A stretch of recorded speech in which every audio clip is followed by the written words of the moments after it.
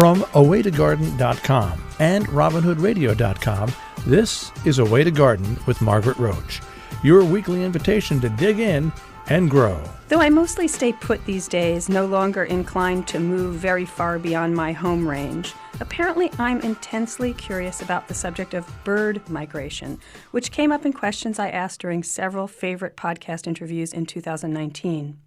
More on migration of various kinds in a moment, but first this message. Underwriting support from Timber Press, your go-to resource for books in gardening and nature. Whether you're a new gardener, a professional at the top of your field, or a reader interested in the wonders of the natural world, their books are there to help you grow. timberpress.com. The miracle of bird migration is a subject of much intensive study, especially in this age of rapid climate change.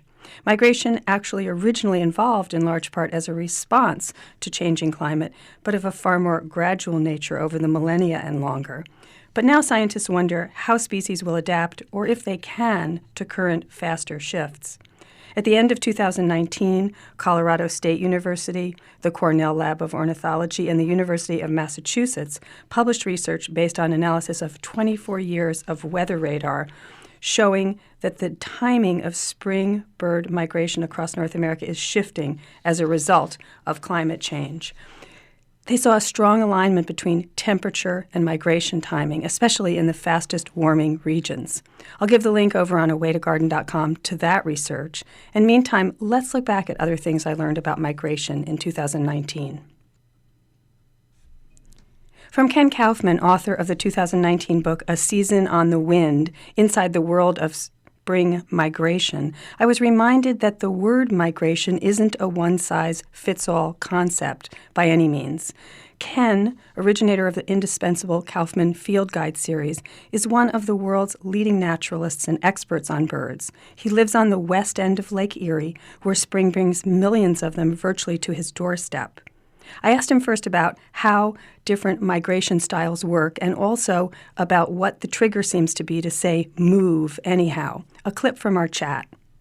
Is there a master plan to springtime bird movement? I mean, do birds fall into some major categories of behavior having to do with their movements in spring, like how far they move or don't move and so forth? Are there sort of categories that we can understand as lay people? There are some broad divisions and a complete range of birds, from those that are totally sedentary to those that travel long distances. There are hardly any birds that just really stay put completely for their whole lives. And even birds that we think of as residents, like cardinals, will move around to some extent within a local area.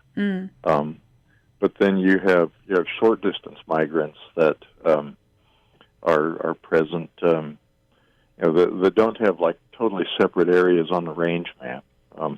They may get a little farther north in summer and a little farther south in winter. Then the moderate distance migrants that may go from, say, central Canada to the southern United States for the winter, and then very long distance migrants that may go from Alaska to Brazil or Argentina, and just these astounding long-distance migrations. But there's every stage in between. And the ones that go those very long distances, it's not optional. They have to do that. Yeah, I mean, I think in the book maybe you call it hardwired. Yeah, they're hardwired to have to do that. Whereas some of the ones that can move a little, they don't have to move quite as far. They can move a couple 100 miles or something.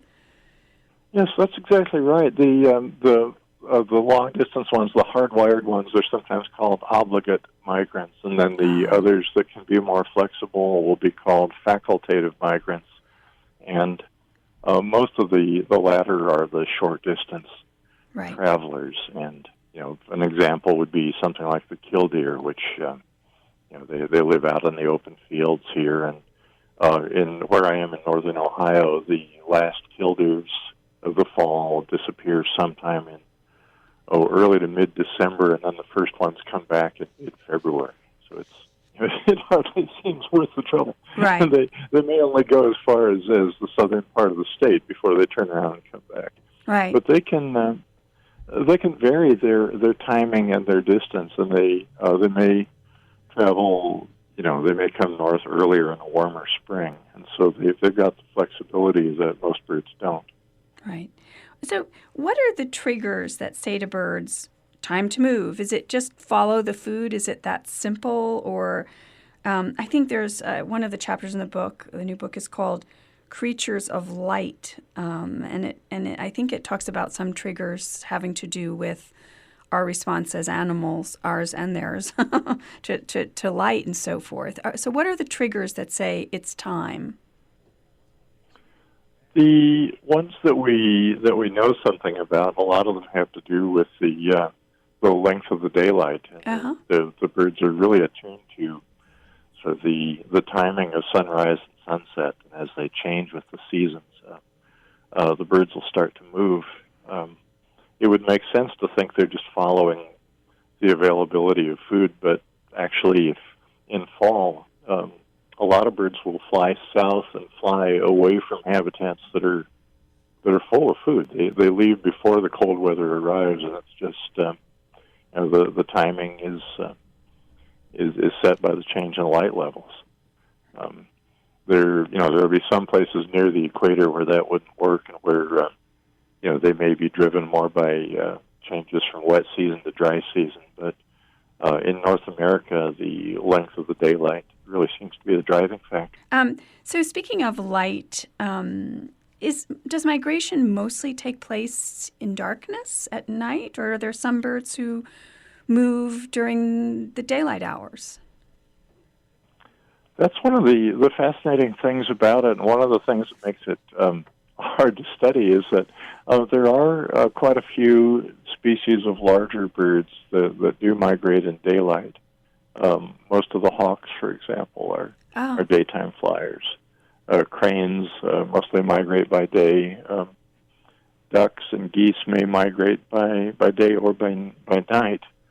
But most of the smaller birds, most of the songbirds, which are, of course, the most abundant ones, migrate at night.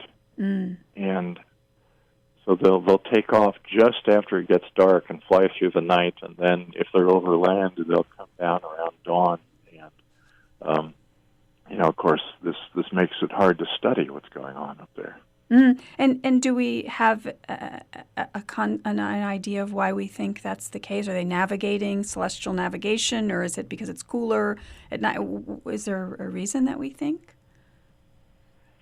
There have been a lot of ideas tossed around for why they're migrating at night. The air masses may be a little more stable then. There may be fewer predators flying around. Right. The hawks are migrating in the daytime, so if you're a songbird, yeah, makes a difference. I see. And they do use navigation by the stars, although daytime migrants can navigate by the sun as well. There's just so much that remains unknown about migration, even among the most familiar bird species. Take blue jays, for instance. I spoke to writer, artist, and wildlife rehabilitator Julie Zickafoos in 2019 after reading Saving Jemima, Life and Love with a Hard Luck Jay, her charming story of an orphaned blue jay and Julie's decision to try to help save it. Their 8-month relationship opened up many subjects for Julie, including that of elusive patterns of blue jay movement and behavior that she began to look at more closely. Julie thinks of jays as tiny blue crows, and jays are actually cousins of crows in the corvid family. And they stay together in bands, and they travel around together like crows. But researchers don't actually know what they do in many cases, she explained, because they're so intelligent that you cannot capture them in mist nets more than once. I see lots of blue jays in winter, I said, as feeder birds, but far fewer in summertime, and I asked her about their movements and what we know. Her answer: we don't really know what they do when they migrate. We don't know why they fly east-west, unlike almost any other bird in North America, rather than north-south. Some of them go north-south. Most of them go east-west. So why would you do that in winter? Why would you go west in winter? Does it get better? No. I mean, they don't migrate like far, far, far, do they? Or what are they, partial migrants, or what are they? It's not really known. They may be facultative migrants, which means they go as far as they need to go to find more food. Okay. And because they're very winter hardy, they aren't really, having to go south to find insects. Do you know what I mean? Right. They since they're relying on a lot of plant material for food in the winter, like acorns. Yeah. It doesn't really mean they have to fly to Costa Rica to find katydids. So they kind of, the way I would describe what the birds in my yard seem to do is they make a circuit, and I became used to seeing a certain flock of birds reappear every 2 to 3 weeks, and right. then leave. Stay for a few days and then leave. And another bunch would come in and replace them. Physical recognition of another kind came into play in a conversation I had with Rick Wright, author of the Peterson Reference Guide to Sparrows, released in 2019. In the complete show with Rick, which we talked about learning to identify sparrows and about the sparrows that don't look like sparrows at all, the juncos and the towhees, and also about how particular birds are built for migration or not, and more. Rick told me that taking a closer look at a species' wing shape and tail length can tip you off to its migratory capability. The discussion started by my asking if all sparrows were migratory, or if, as a group, they had that or any other trait in common, and here's what Rick said. All migratory. Many of them are strongly migratory. Savanna sparrows, American tree sparrows move hundreds of miles in the spring and then hundreds of miles back south in the fall. Their biology is quite varied. Mm-hmm. Some of them are secretive and solitary, except in the breeding season. Others are extremely social most of the year round. What they do all have in common is diet. Okay. During the warmer season, especially when they're breeding and need to supply the young birds with protein, sparrows will switch over to an insect diet. Mm-hmm. Our birds here in temperate North America will then switch over to eating seeds in the wintertime. Okay. And that's why feeder watching is such a great exercise for the sparrow fan.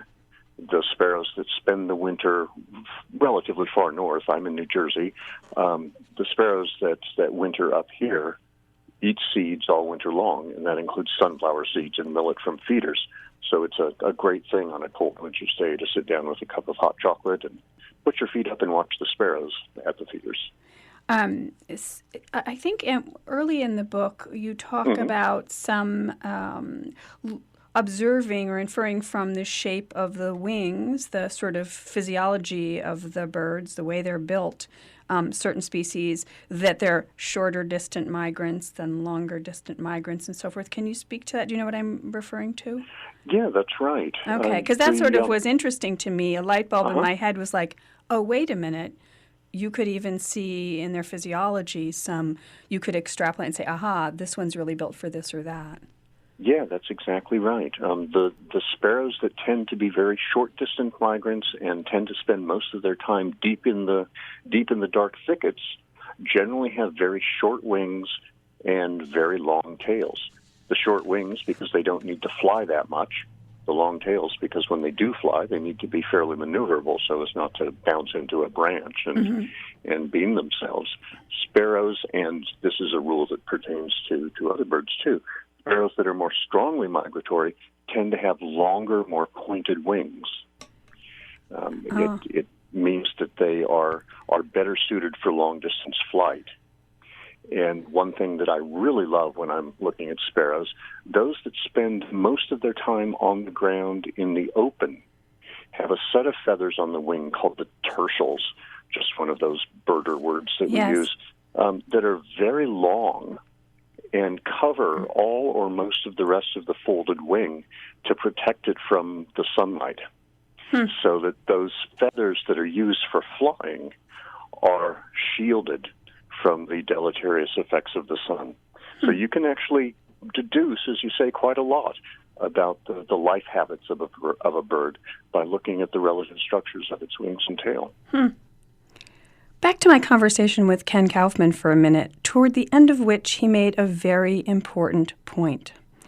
no matter how much you study a phenomenon like migration, no matter what new studies come out explaining what aspect of it, don't forget to be awestruck. So here's that snippet from Ken. We humans learn more about migration lately, partly thanks to sort of advances in technology, tracking devices and radar or whatever. But like you give an example in the book of this, quote, champion thrush that was tagged with a device and then observed to fly nonstop, I think, across the Caribbean and all the way to Canada, again, nonstop, pretty amazing. And you write, in sharing that anecdote, you then write, I love science and I hate it. And then you say, in a way, we know more about the bird's travels than they do.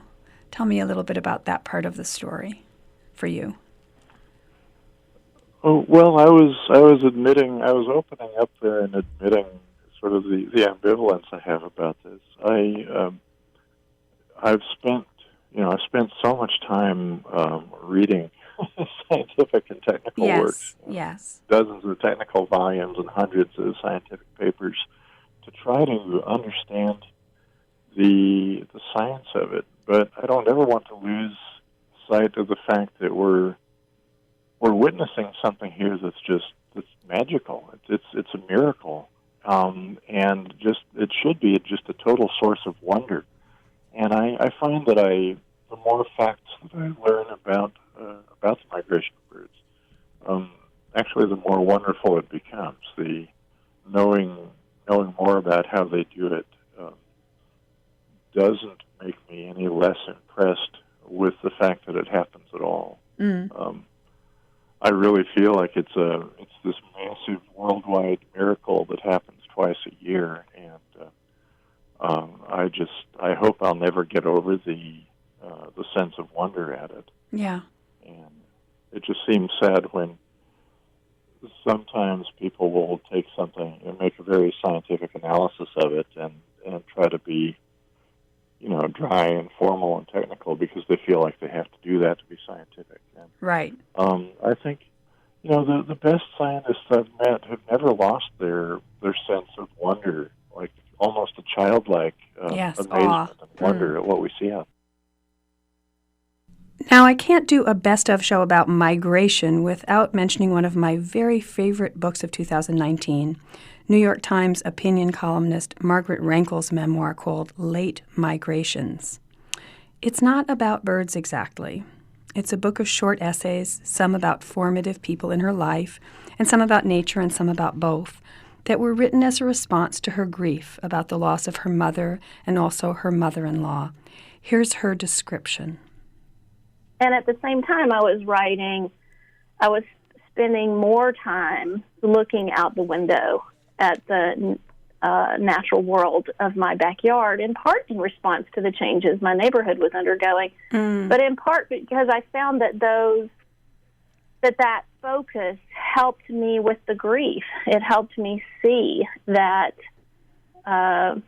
life and death are just, that cycle is very natural and nothing to fight or to fear. My mother was 80 when she died. My mother-in-law was 81. These were not tragic or untimely deaths. It was part of the natural order of things, and it helped me. It was a great comfort to me. Yeah. And so after I had done a little pile of both kinds of essays, I started to see that really they were connected in fundamental ways. The creatures in my backyard felt like family, and what was happening to the natural world, both in my own neighborhood and to the planet in the form of climate change, was a source of great grief to me. Yeah. So I began experimenting with ways to combine them, and what ultimately resulted was late migration. Maybe the moment in our conversation that I loved most, where we agreed that you don't necessarily have to go anywhere to find enough to fill a life. Here's that part of our chat. I think that was again and again in the book what really spoke to me, because I find such solace. People ask me, what am I doing? Because I live alone in a rural place, town of 300, and they say, what are you doing? And I said, I'm looking out the window. Do you know what I mean? That's that's where I get informed all day long, is by looking out the window. And I felt like you also find great inspiration and solace in that. There's a line in, I think it's in Walden, but it might just be in Henry David Thoreau's journals, and I know I'm not quoting exactly, but he says, I have, or something like, I have traveled extensively in Concord. And I've always loved that line because it's exactly what I think is true. I mean, I'm not in any way knocking grand traveling as a way of understanding the world, but I think there's an equal way of understanding the world by knowing very well your own little place in the world. Migrating or staying put, may you have the next best new year ever. And don't forget to figure in plenty of time to just slow down and watch. And of course, to keep listening. Thanks to all of you for your support of the show in 2019. And don't forget to say thanks to the smallest NPR station in the nation, Robin Hood Radio in beautiful Sharon, Connecticut, where my beloved neighbors Marshall Miles and Jill Goodman make it possible for me to produce the show and share weekly segments with you. You can thank them with a tax-deductible gift at robinhoodradio.com/donate, and Happy New Year again. A Way to Garden with Margaret Roach is a joint production of awaytogarden.com and the smallest NPR station in the nation, Robin Hood Radio.